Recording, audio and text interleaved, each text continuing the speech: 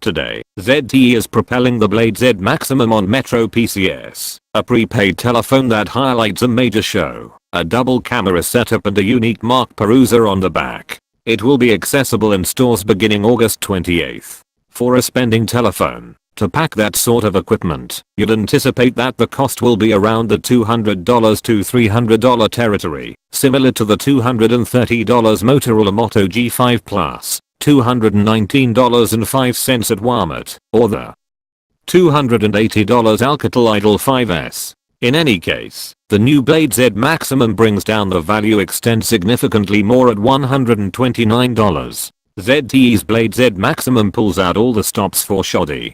Contrasted with the other two telephones, it includes a greater 6-inch show and a vast 4080 mAh battery that guarantees 31 hours of use time.